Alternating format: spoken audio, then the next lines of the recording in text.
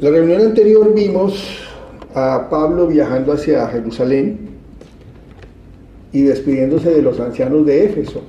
Se despidió de los ancianos de Éfeso, una despedida muy emotiva por ambas partes y muy tristes porque parecía que no iban a verlo nunca más. Él mismo dijo que en todas partes el Espíritu Santo le ha estado mostrando señales de lo que le esperaba. Le esperaban tribulaciones y prisiones. Tal vez por esa razón él se sentía pesimista en cuanto a volverlos a ver.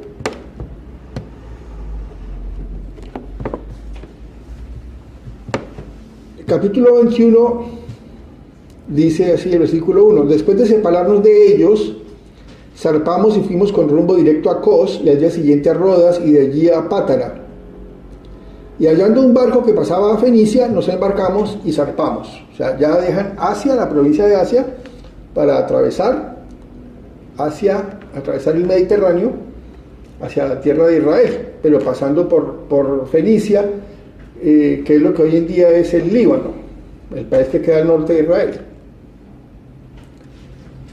Al avistar Chipre, dejándola a mano izquierda, navegamos a Siria y arribamos a Tiro, porque el barco había de descargar allí. Tiro es una ciudad fenicia.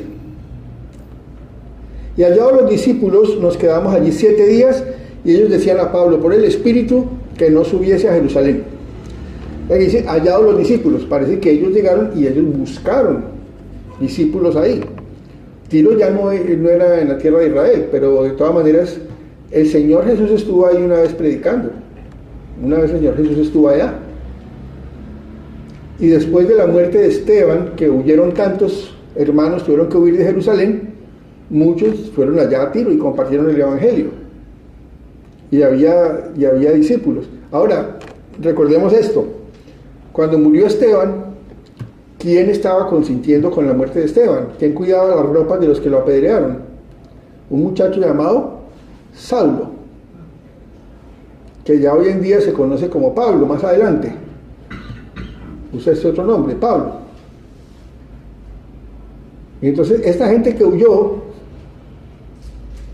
huyeron a causa de la persecución en la que Pablo estaba involucrado como perseguidor. Y mire hoy en día, llegan y los buscan a los discípulos, a reunirse con ellos. Y ellos por el Espíritu, mire que Espíritu está ahí con mayúscula, ¿cierto? Es el Espíritu Santo. Le decían que no subiera a Jerusalén, que no fuera a Jerusalén. Recordemos que para ellos ir a Jerusalén siempre es subir. Así estén en una montaña más alta, para ellos ir a Jerusalén es subir. Cumplidos aquellos días, salimos acompañándonos todos con sus mujeres e hijos hasta fuera de la ciudad, y puestos de rodillas en la playa, oramos. Se arrodillaron a orar. Y abrazándonos los unos a los otros, subimos al barco y ellos se volvieron a sus casas. ¿Verdad qué comunión, no? Con todas sus familias fueron a despedir a Pablo y sus compañeros. A los misioneros, que todos ahí eran misioneros, el grupo de Pablo. 7. Y nosotros completamos la navegación saliendo de Tiro y arribando a Tolemaida. Y habiendo saludado a los hermanos, nos quedamos con ellos un día. Tolemaida solo se quedaron un día. Al otro día, saliendo Pablo y los que con él estábamos, fuimos a Cesarea. Cesarea era como la capital de esa provincia, como lo habían organizado los romanos. Los romanos habían organizado todo diferente. O sea, Israel como Estado no existía. Y Judea era una región, pero no era un reino independiente ni nada. Y entonces los romanos colocaron a Cesarea como su capital política y administrativa para toda esa región. Y entrando en casa de Felipe el evangelista, que era uno de los 7, posamos con él. Felipe el evangelista, no Felipe el apóstol. ¿Cuál Felipe es este? Este Felipe era de los 7 diáconos que nombró la iglesia. Si recordamos en capítulo 2, cuando se escogieron 7 hermanos para atender a los judíos griegos. los judíos que hablaban griego y pues de cultura griega.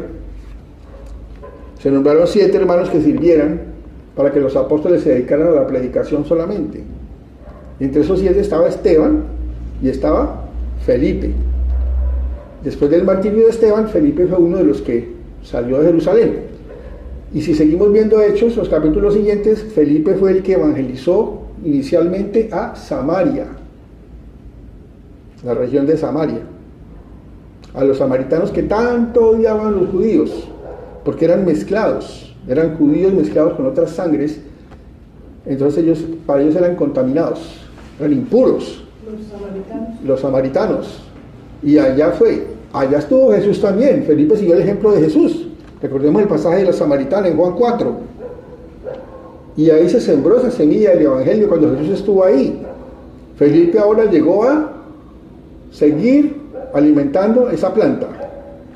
Ahí estuvo. En este momento ya lleva como unos 20 años viviendo ahí, en Samaria. Recordemos que ahí también fue el que evangelizó al eunuco, que era ministro de la reina Candace. ¿De dónde era? ¿De Nubia tal vez? ¿O de Egipto? No recuerdo. De todas maneras, de Etiopía, reina de Etiopía. Candace probablemente era el título, ¿no? No es seguro que era el nombre, sino que era el título. Pero ese ministro que había venido a adorar a Jerusalén, Felipe fue el que el Espíritu lo llevó donde él, y él le compartió a través del libro de Isaías, que ese señor iba leyendo, y lo bautizó, y él aceptó a Cristo, y él lo bautizó, y luego el Espíritu se lo llevó a Felipe. Y ese fue el germen de la predicación en Etiopía, de la extensión del Evangelio. Hoy en día en Etiopía hay cristianos muy, muy comprometidos. Siempre ha sido así desde esa época, en Etiopía. Y este es Felipe, el que le predicó a ese ministro de esa reina. Ya han pasado 20 años. Entonces se hospedaron en la casa de él, de este que huyó de la persecución en la que participó Pablo, como perseguidor también, hospedándose ahora en la casa de él, lo que hace Cristo. Estos que eran enemigos, ahora son hermanos. 9. O sea Felipe, tenía 4 hijas doncellas que profetizaban. Doncellas quiere decir solteras, ¿no? Por lo tanto, chicas vírgenes que profetizaban, que hablaban de parte de Dios. No sabemos exactamente en qué consistía el don que tenían. Recordemos que antes de terminarse el Nuevo Testamento, el don de la profecía existía, estaba vigente. Ellas profetizaban, enseñaban, evangelizaban. Pero no sabemos exactamente qué consistía el don.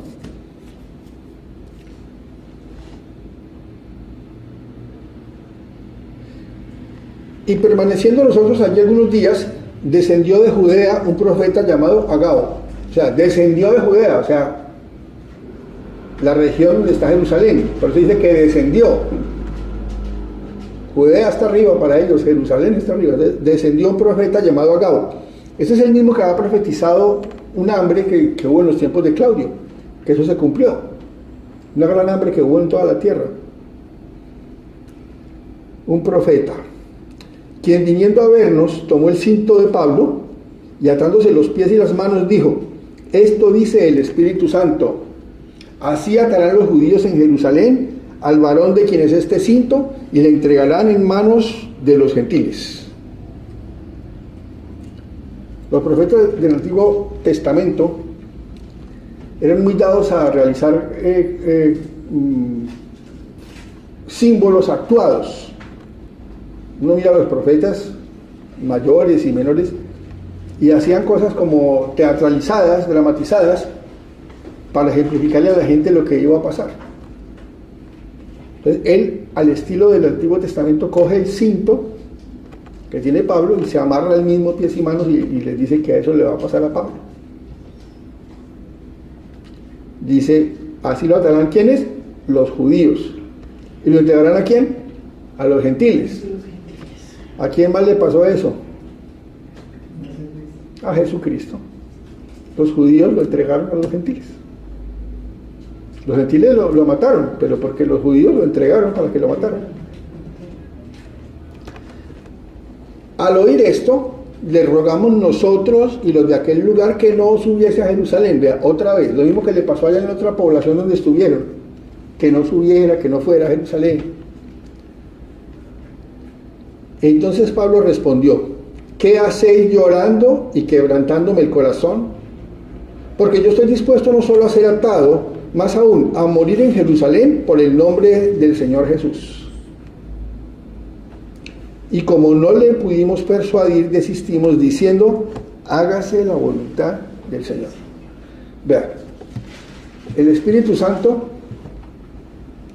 le habló a todas estas personas, y ellos, por el amor a Pablo, le pedían que no fuera. O sea, estaban interpretando bien que eso iba a ocurrir, que el Espíritu Santo lo decía y que eso iba a ocurrir. Por el amor con él decía que no fuera. Pero él ya desde antes, acuérdense del capítulo anterior, ya había dicho que había recibido señales en toda parte de que esto le iba a pasar, de que iba a enfrentar tribulaciones y prisiones. Y él tenía muy claro su misión. Es que un misionero que tiene el llamado del Señor, tiene muy claro a lo que va y a lo que está dispuesto. Ellos saben que si tienen que dar la vida, la van a dar por el Señor, que es la voluntad de Dios, que es la voluntad así. Mira, hay un caso, no sé si ustedes conocen, un caso que hubo en Ecuador, en las selvas, hace como unos 40 años, de unos misioneros asesinados. Llegaron allá a evangelizar, los asesinaron una tribu que era muy perdida de la civilización. Hay una película de... Hay películas y hay libros, y fueron asesinados. Y hoy en día, en esa comunidad indígena hay cantidades de cristianos, gracias al testimonio de esos misioneros muertos, que dieron su vida por el Evangelio, y de los hijos, especialmente uno de esos misioneros. Y las esposas, que hoy en día exacto, y son pastores allá. Hoy en día un hijo de uno de los muertos es pastor allá, y varios de los que participaron en la matanza hoy en día son pastores o predicadores convertidos. La sangre de esos misioneros fue la que fertilizó esa tierra para que el Evangelio creciera. Es que el Evangelio nunca crece más sino como cuando hay persecución. Cuando ha habido persecución y sangre es cuando más ha crecido el Evangelio. Y cuando no la hay es cuando el Evangelio, la gente se va relajando. Es algo inevitable. Y él sabía a lo que iba. Algunos han criticado que es que Pablo no debió haber ido, que debió haber escuchado, y que por eso le pasó lo que le pasó después, que lo apresaron efectivamente. Pero no, él tiene muy claro a qué iba. Y más adelante, cuando él escribe a los filipenses, él les dice, desde la cárcel les escribe más adelante y les dice: las cosas que me han ocurrido han sido para bien del Evangelio, las cosas que me han pasado, hablando de eso, de sus prisiones y todo eso. Lo tenía claro. 15. Después de esos días, hechos ya los preparativos, subimos a Jerusalén, y vinieron también con nosotros de Cesarea algunos de los discípulos, trayendo consigo a uno llamado Nasón de Chipre, discípulo antiguo con quien nos hospedaríamos.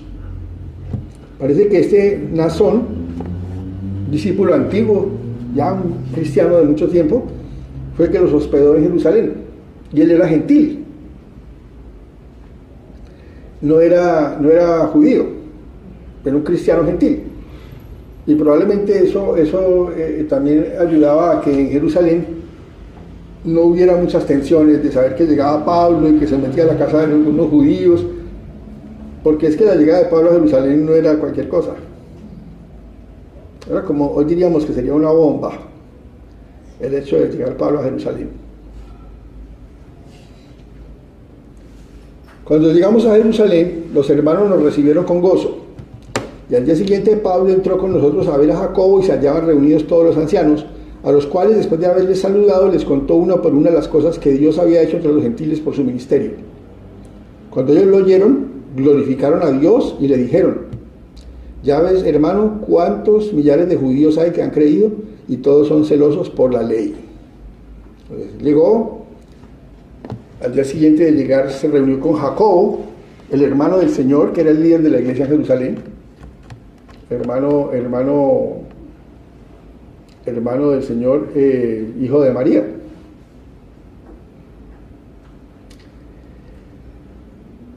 Les contó todas las cosas, aunque su iglesia enviadora siempre había sido la iglesia de Antioquía de Siria.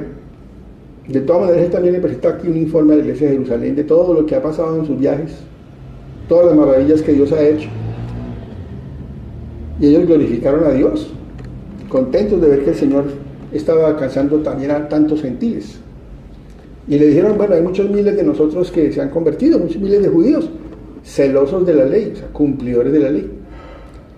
Pero, 21. Pero se les ha informado en cuanto a ti, que enseñas a todos los judíos que están entre los gentiles a apostatar de Moisés, diciéndoles que no circunciden a sus hijos ni observen las costumbres. O sea que se había extendido esta mala fama de Pablo. ¿Por qué? Porque es que él no decía que se apartaran de la ley los judíos, sino que los gentiles no estaban obligados a cumplir la ley. ¿Qué hay pues? La multitud se reunirá, cierto, porque oirán que has venido. Haz pues esto que te decimos. Hay entre nosotros 4 hombres que tienen la obligación de cumplir voto. Tómalos contigo, purifícate con ellos y paga sus gastos para que se rasuren la cabeza, y todos comprenderán que no hay nada de lo que se les informó acerca de ti, sino que tú también andas ordenadamente guardando la ley.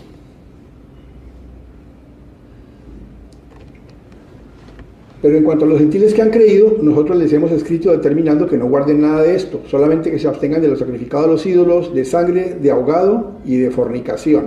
Esto había pasado en el concilio, recordamos capítulo 15, cuando los judaizantes pretendían que el cristiano gentil tenía que hacerse judío y cumplir la ley. Y el concilio de Jerusalén, en el que estuvo Pablo y estuvo Pedro, decidió que solamente se les pedía que no comieran los sacrificados a los ídolos, o algo con sangre, o de fornicación, que se abstuvieran de los pecados sexuales. Solamente eso, pero nada de que circuncidarse o que ir al templo, cumplir los ritos de la ley judía, no, nada de eso. Y aquí lo recuerda Jacobo o Santiago, ¿no? Los dos nombres son la misma persona, Jacobo o Santiago.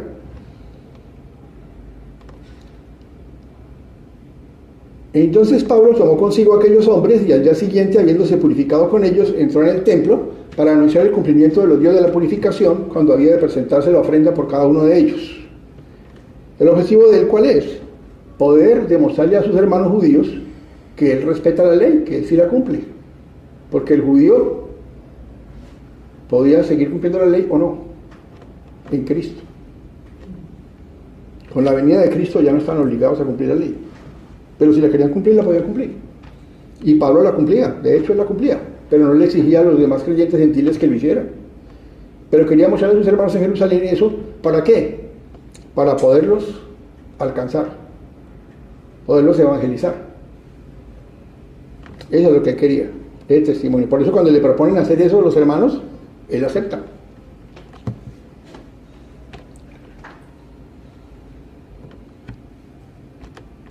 Pero cuando estaban para cumplirse los 7 días que eran necesarios para el voto que él estaba haciendo, no sabemos qué clase de voto era y qué pasos se requerían, pero dice que tenían que cumplirse 7 días.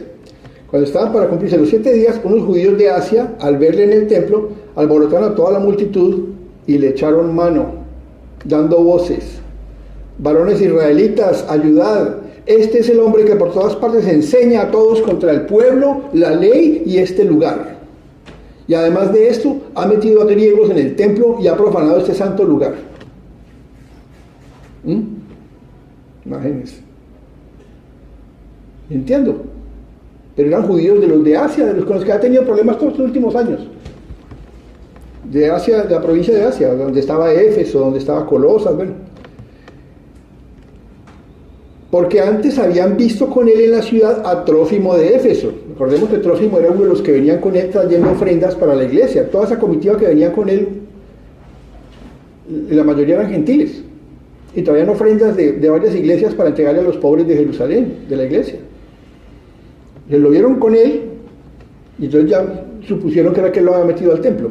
Había en el templo la prohibición de entrar gentiles. Había un muro, había unas inscripciones que decían que de ahí en adelante no podía pasar ningún gentil y que se exponía a la pena de muerte. Y han encontrado los arqueólogos 2 placas de esas, que eran de los muros del templo, donde dice eso, que el que pasara de ahí no podía ni siquiera entrar al espacio de las mujeres, porque las mujeres estaban aparte de los hombres, ni siquiera ahí podían entrar, mucho menos el de los hombres. Gentil que entrara lo mataban. Inclusive los romanos permitían que si un romano se metía allá, llegaron a permitir que lo mataran también, a pesar de ser romano, porque respetaban la religión y los dioses de los que ellos conquistaban.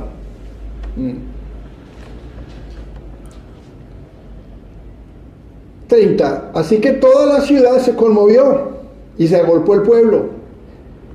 Y apoderándose de Pablo, le arrastraron fuera del templo e inmediatamente cerraron las puertas. Mejor dicho, la misma multitud que tantos años atrás se había agolpado contra Jesús y se agolpó contra Esteban, ahora se agolpan contra Pablo.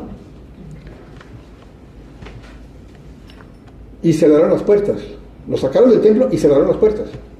Y procurando ellos matarle, se le avisó al tribuno de la compañía que toda la ciudad de Jerusalén estaba alborotada. O sea, el comandante militar encargado ahí de la seguridad romano. Tomando luego soldados y centuriones, corrió a ellos. Y cuando ellos vieron al tribuno y a los soldados, dejaron de golpear a Pablo. Entonces, llegando el tribuno, le prendió y le mandó atar con 2 cadenas y preguntó quién era y qué había hecho. De una vez. Lo mandó a amarrar con cadenas, sin saber nada de qué pasaba. Y después sí preguntó que quién era y qué había hecho. Pero entre la multitud unos gritaban una cosa y otros otra. Es como lo que pasó en el alboroto en Éfeso. Llega un momento que no saben ni siquiera por qué están alborotados. Unos decían una cosa y otros otra. Y como no podía entender nada de cierto a causa del alboroto, le mandó llevar a la fortaleza, para el cuartel. La fortaleza era la fortaleza Antonia que quedaba ahí pegada al templo. Al llegar a las gradas, aconteció que era llevado en peso por los soldados a causa de la violencia de la multitud. O sea, era tanta el deseo de matarlo, de despedazarlo, que los soldados tuvieron que cargarlo, llevarlo encima de ellos cargado, para poderlo salvar.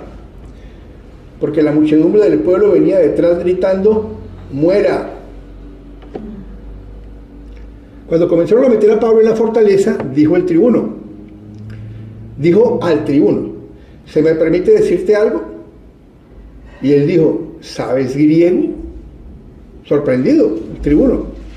¿No eres tú aquel egipcio que levantó una sedición antes de estos días y sacó al desierto los 4,000 sicarios? O sea, él estaba pensando que este era un delincuente griego que estaban buscando porque había revelado un poco de gente al tiempo atrás. Además, sorprendido que hablara griego.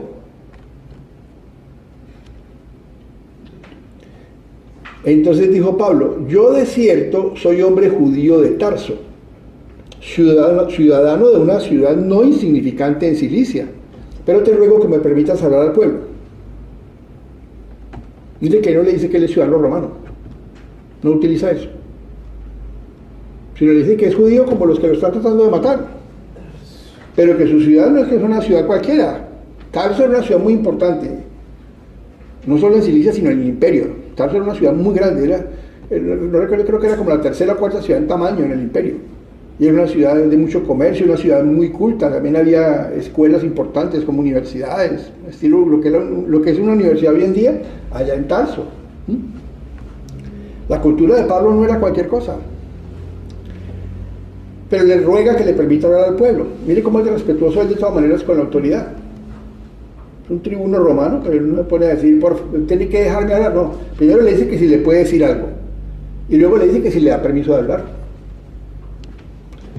Y cuando él se lo permitió, Pablo, estando de pie en las gradas, hizo señal con la mano al pueblo y, hecho gran silencio, habló en lengua hebrea, diciendo, vamos al capítulo 22. Ahí está la cosa, eso es lo que me tenía. Ya listo, aquí pasó ya el 22, eso sí. Entonces eso es lo que dijo Pablo. Levantó la mano, levantó la mano para pedir silencio y se callaron. Varones, hermanos y padres, oíd ahora mi defensa ante vosotros. y al oír que les hablaba en lengua hebrea, guardaron más silencio. O sea, probablemente era arameo, que era lo que hablaban ellos ahora. Desde que volvieron de Babilonia, del cautiverio, los judíos hablaban arameo. Ya el hebreo antiguo era el que estaba en las escrituras. Y él les dijo: yo de cierto soy judío, nacido en Tarso de Cilicia, pero criado en esta ciudad, instruido a los pies de Gamaliel, estrictamente conforme a la ley de nuestros padres, celoso de Dios, como hoy lo sois todos vosotros. ¿Qué está haciendo? Predicando, dando testimonio. Lo que él quería hacer. Mire, a pesar de eso que está pasando, el voto que hizo era para poderles, que vieran que él era un judío que respetaba la ley, y poderles hablar y entrar. Pero a pesar de eso, y de que lo golpean, y que lo persiguen, y que está en peligro de que lo linchen, él se pone a predicarles, a dar testimonio. ¿A darlo cómo? Porque es su propio testimonio de su vida. Perseguía yo este camino hasta la muerte, los del camino. El nombre de los cristianos al comienzo era los del camino. Además él por prudencia no dice de una vez perseguía a los seguidores de Jesucristo, no, sino a los de este camino los perseguía hasta la muerte, prendiendo y entregando en cárceles a hombres y mujeres. Como el sumo sacerdote también me es testigo, y todos los ancianos, de quienes también recibí cartas para los hermanos, y fui a Damasco para traer presos a Jerusalén también a los que estuviesen allí, para que fuesen castigados. Imagínense, está confesando quién fue él. Que él persiguió, que él asoló. Perseguía a los cristianos hasta la muerte. Cuando mataron a Esteban, él estaba ahí y dice la palabra que él consentía en eso. Y cuidaba las ropas de los que lo apedrearon. Pero aconteció que yendo yo al llegar cerca de Damasco como a mediodía, de repente me rodeó mucha luz del cielo, y caí al suelo y oí una voz que me decía: Saulo, Saulo, ¿por qué me persigues? Yo entonces respondí: ¿quién eres, Señor? Y me dijo: yo soy Jesús de Nazaret, a quien tú persigues. Vean que en el primer relato que hay en Hechos, en el capítulo 9 de estos sucesos, solamente dice: yo soy Jesús. Aquí ya él da otro dato más, y dice: yo soy Jesús de Nazaret, a quien tú persigues. Nazaret estaba en Galilea. Recordemos que para ellos el Mesías debería venir era de Belén, ahí en Judea, no de Galilea. Alguna vez a Nicodemo, recordemos, le decían a Nicodemo los otros fariseos: ¿y es que de Galilea ha venido algo bueno? No sabían que Jesús nació en Belén, que eso se cumplió, la profecía se cumplió. Y los que estaban conmigo vieron a la verdad la luz y se espantaron, pero no entendieron la voz del que hablaba conmigo. Y dije: ¿qué haré, Señor? Y el Señor me dijo: levántate y ve a Damasco, y allí se te dirá todo lo que está ordenado que hagas. Y como yo no veía causa de la gloria de la luz, llevado de la mano por los que estaban conmigo, llegué a Damasco. O sea, recordemos que él quedó ciego por la luz de la gloria del Señor. Entonces uno llamado Ananías, varón piadoso según la ley, que tenía buen testimonio de todos los judíos que allí moraban, vino a mí. Miren cómo les dice: un judío fiel, leal, respetuoso de la ley, vino a él. Y me dijo: hermano Saulo, recibe la vista. Y yo en aquella misma hora recobré la vista y lo miré. Y él dijo: el Dios de nuestros padres te ha escogido para que conozcas su voluntad y veas al justo y oigas la voz de su boca. Al justo. Así se habla del Mesías. Ese es un título para el Mesías en las Escrituras. Y así que ellos lo sabían, que cuando se hablaba del justo se estaba hablando del Mesías, el Salvador, el Redentor prometido. Y veas al justo y oigas la voz de su boca. Oigan la voz de su boca. Ya le había hablado una vez, pero le está diciendo que le va a volver a hablar. Jesús. Porque serás testigo suyo a todos los hombres de lo que has visto y oído. Ahora pues, ¿por qué te detienes? Levántate y bautízate y lava tus pecados invocando su nombre. Y me aconteció, vuelto a Jerusalén, que orando en el templo me sobrevino un éxtasis. Y le vi que me decía: date prisa y sal prontamente de Jerusalén, porque no recibirán tu testimonio acerca de mí. Yo dije, Señor, ellos saben que yo encarcelaba y azotaba en todas las sinagogas a los que creían en ti. Y cuando se derramaba la sangre de Esteban, tu testigo, yo mismo también estaba presente y consentía en su muerte y guardaba las ropas de los que le mataban. Pero me dijo, ve, porque yo te enviaré lejos a los gentiles. Y le oyeron hasta esta palabra. Hasta ahí lo escucharon. Hasta cuando dijo, te enviaré a los gentiles. Entonces alzaron la voz diciendo, quita de la tierra a tal hombre, porque no conviene que viva. Hasta ahí escucharon. ¿Por qué? Porque ellos eran el pueblo escogido. Porque nadie más podía salvarse sino ellos. ¿Cómo así que a los gentiles? A esos corrompidos, contaminados, impíos, incrédulos. Hasta ahí le quisieron escuchar. Cuando contó que el Señor lo mandaba a los gentiles.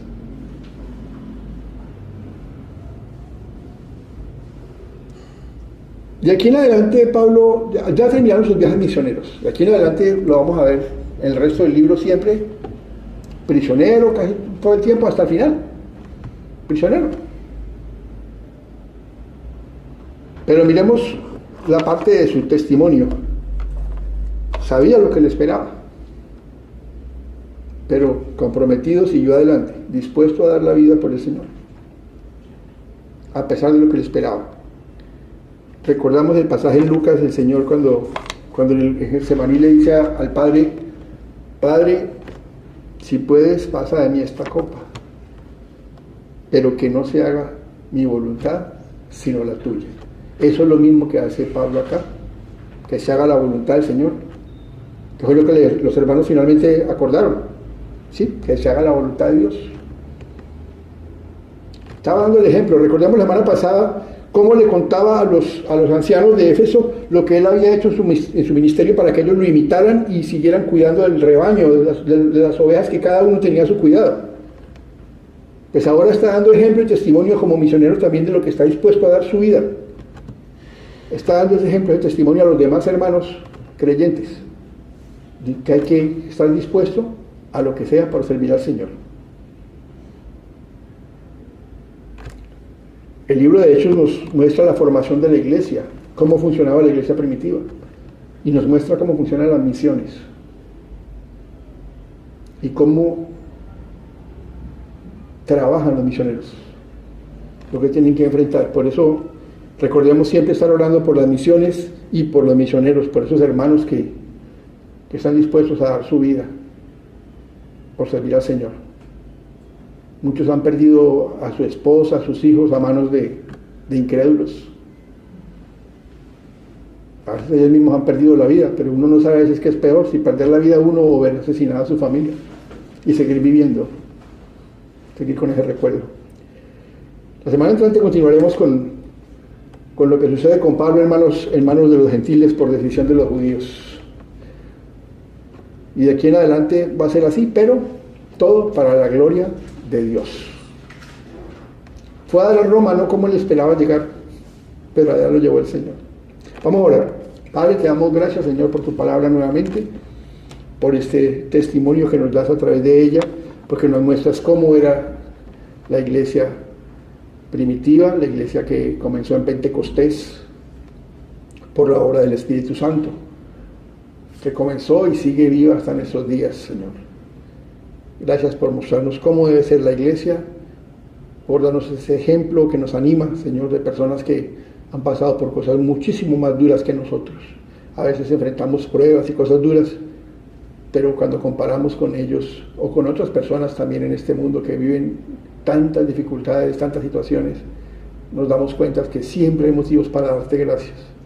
Y como dice tu palabra, dar gracias en todo, a veces hasta en la enfermedad, porque todo ocurre por un plan que tú tienes y un propósito, Señor. Y a veces no llegamos nunca a saber cuál fue ese propósito, pero sabemos que tú lo tienes porque eres sabio completamente, Señor. Soberano, amoroso y justo. Oramos en el nombre de Jesús y por sus méritos. Amén. Amén.